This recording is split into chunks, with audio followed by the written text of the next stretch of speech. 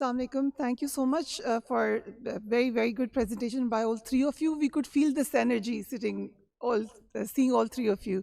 So my question is to Rear Admiral Saab. India has repeatedly said that this time they will attack through the Navy, mentioning Sir Creek repeatedly. Is in Indian mind, Sir Creek is an easy target, and why do they think that? Secondly, with the power equation, Indian Navy versus Pakistan Navy, it's 6:1. They have aircraft carriers, they have 291 ships, and then nuclear submarines. With this power equation, how realistic is our claim for maritime deterrence?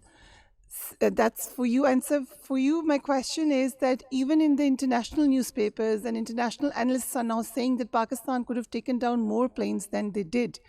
So the question is how difficult it was to show that restraint, because we were in the times of war. And what does it say about Pakistan being a very responsible state? And General Sharif, and one question to you, that can we now safely say that Sindoor 2 is, we are fighting Operation Ghazbul Haq against Sindoor 2? Thank you. I think in the sequence that you have asked the questions in the same way. Thank you very much. And it's a very pertinent question, and I did confess that they have, of course, more numbers. But we have to understand about the employment and how the wars are fought out at sea. It's not mere numbers that counts. Actually, it's how you deploy them and what kind of force balance you have. आपके पास उसमें हर किस्म की एक fine balance होना चाहिए किसी force के लिए भी. अब मैं आपको उनके पॉइंट ऑफ व्यू से थोड़ा सा एक्सप्लेन करता हूँ. जब हम कहते हैं कि उनके नंबर्स ज़्यादा हैं, तो हमने ये भी देखना है कि उनकी जो अपनी जिम्मेदारियाँ हैं वो कितनी हैं, उनकी अपनी वल्नरेबिलिटीज़ कितनी हैं, कितना बड़ा कोस्ट है और उसके ऊपर क्या कुछ है जिसको उन्होंने डिफेंड करना है. सो जब वल्नरेबिलिटीज़ बढ़ती हैं तो आपकी दूसरी साइड को उतना ही अच्छा मौका मिलता है कि उनको एक्सप्लॉइट करने के लिए वो राइट मिक्स ऑफ कैपेबिलिटी को डेवलप कर सके. So this is where we are. जैसे एयर मार्शल तारिक गाजी ने भी कहा था कि छोटी फ़ौज के लिए ज़रूरी है कि वो सिलेक्टिव और जिस इफ़ेक्ट्स के लिए काम करना चाहती है उन इफ़ेक्ट्स की जो टेक्नोलॉजीज़ हैं और राइट मिक्सचर जो है उसको परसू करें. So exactly this is what we are doing. हम उनके नंबर्स को मैच नहीं कर सकते, बट उन नंबर्स को इफ़ेक्ट्स को नलीफाई करने के लिए और अपने गेन्स लेने के लिए, yes, we have all kinds of mixes in place. हमारी जो जोग्राफी है in particular, that gives us very good advantage.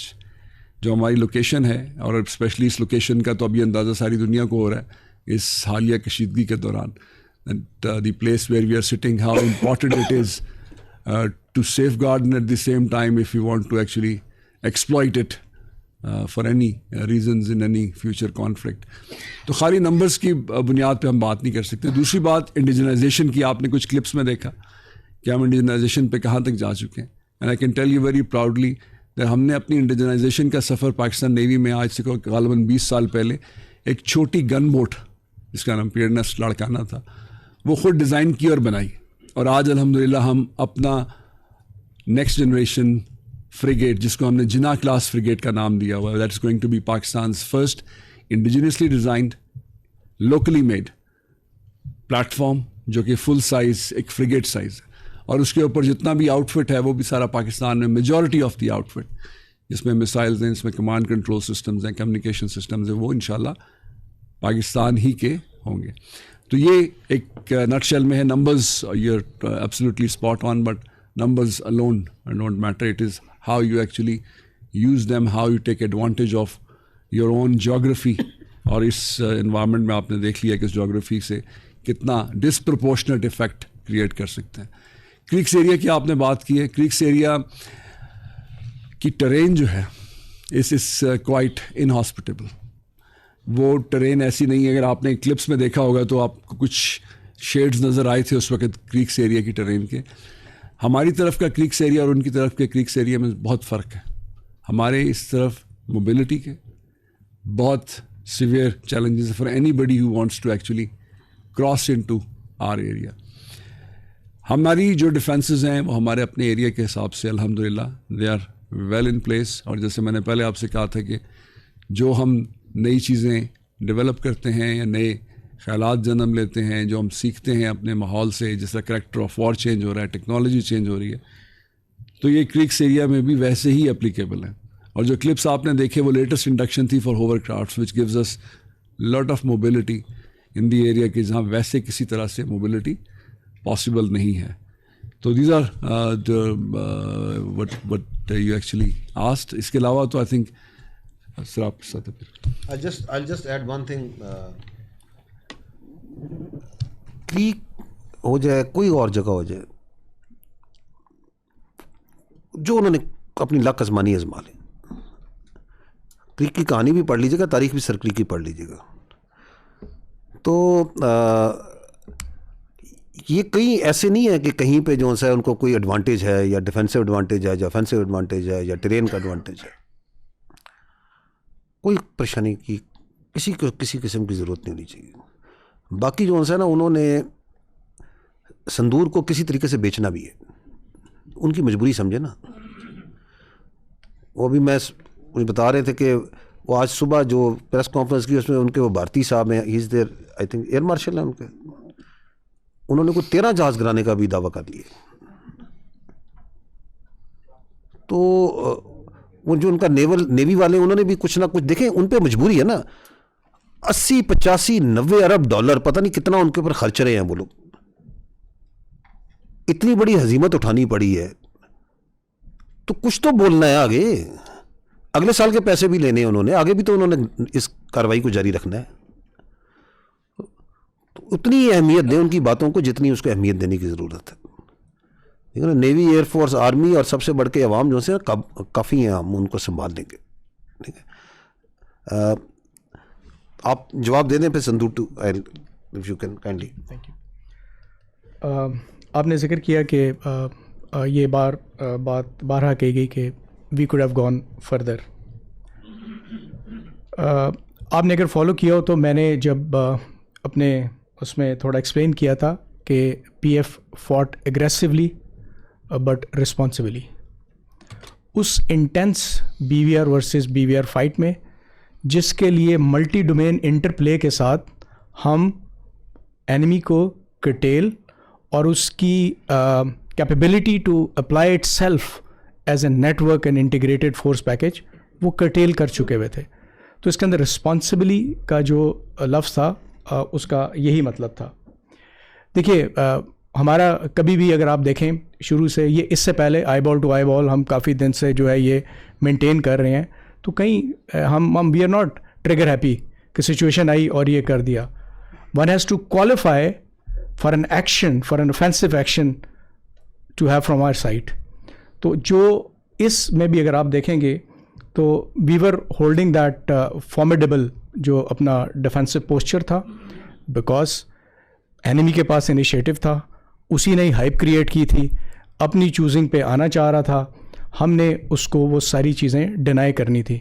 तो जब होस्टाइल एक्शन हुआ और hundreds of kilometres from inside their territory हुआ, तो that is which qualified for an offence, जो हमने उसको कैटेगराइज किया ऑफेंसिव एक्शन और उनको टारगेट करना शुरू किया।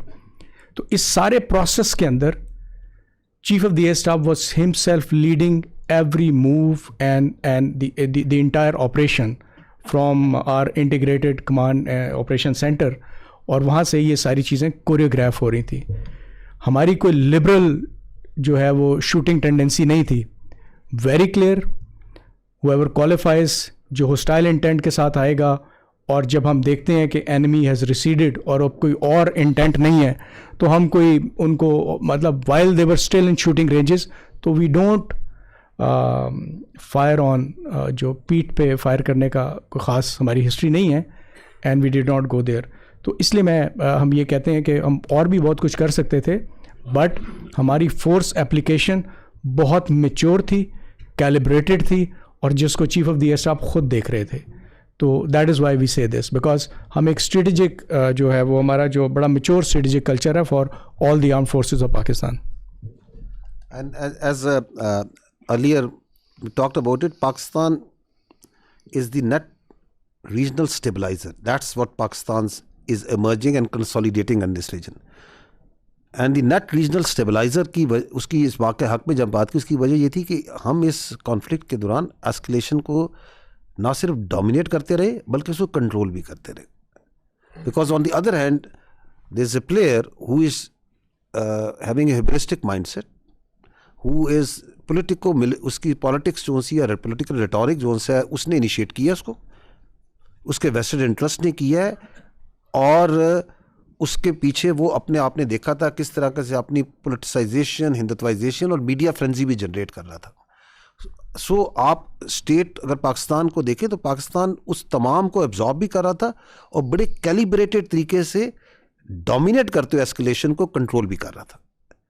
सो द एयर फोर्स की जो टारगेटिंग स्ट्रेटजी है, कब कहाँ कैसे, इसी तरह आर्मी की, नेवी की, दैट इज़ नॉट ए, जिस तरह तारिक ने कहा कि कोई ऐसी ट्रिगर हैप्पी या इंडिपेंडेंट नहीं हो रही होती. It is part of A of a larger choreography being done at the state level, and that's how the responsible states जो सी हैं, who are actually a state, जिनकी पीछे एक हिस्ट्री होती है, जिनकी एक स्ट्रेटजिक थॉट होती है, आगे एक अंडरस्टैंडिंग है चीज़ों को लेकर चलना, वो चल रही होती हैं. Coming to your question that you ask के जी ये संदूर 2 ये टेररिज्म, देखिए दहशत गर्दी जो है वो हिंदुस्तान की डिफ़ॉल्ट सेटिंग है, वो उनकी डिफ़ॉल्ट ऑप्शन. वो जब भी मैदान जंग में आएंगे उधर मार खाने के बाद वापस उधर ही जाएंगे. तो दैट्स द डिफ़ॉल्ट सेटिंग. वो कहते हैं ना कि वो उसकी फितरत में है, वो उसने करना ही करना है. the question is, and the thing that they need to understand is that this enterprise of state-sponsored terrorism of India over a period of time is becoming seriously counterproductive, and it has gone into a free fall of diminishing returns. How? One is the kinetic part, वो मैंने आपको दिखा दिया कि किस तरीके से जो है ना उनको हम वो जो उनको इस्तेमाल करते हैं अपनी पैसा दे के perverted ideology के ज़रिए, whatever means के ज़रिए, how they are being cut down in numbers at a very high frequency. But that is just one part.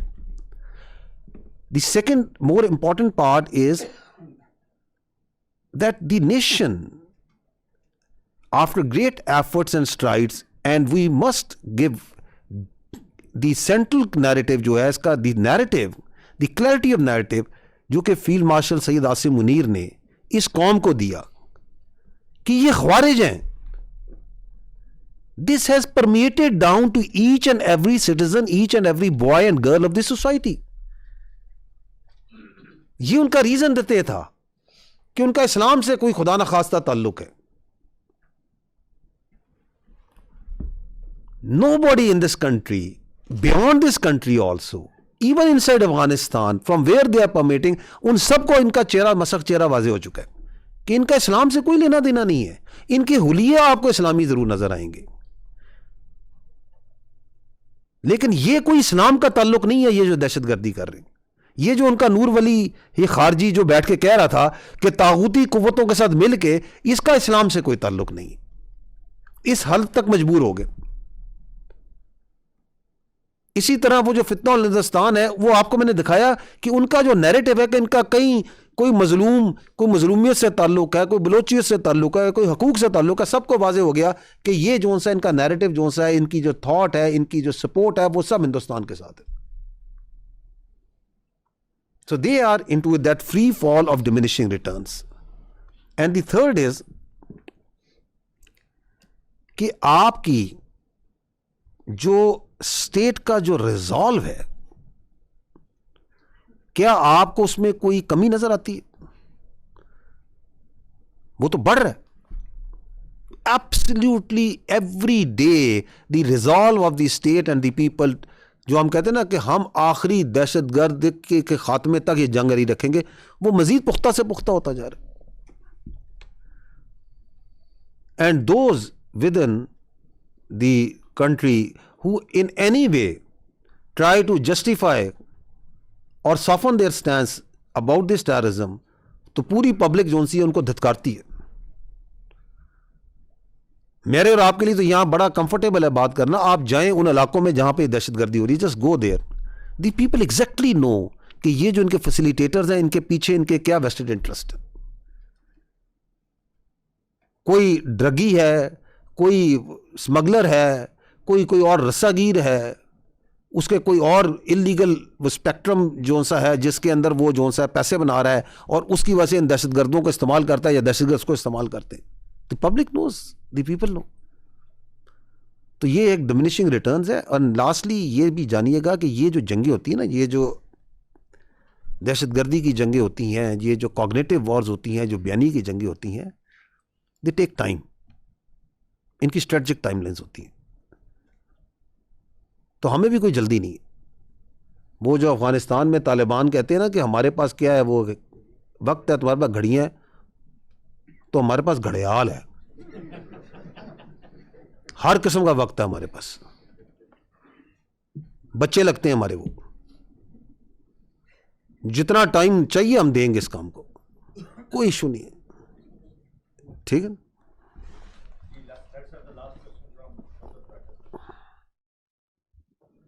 Thank you so much.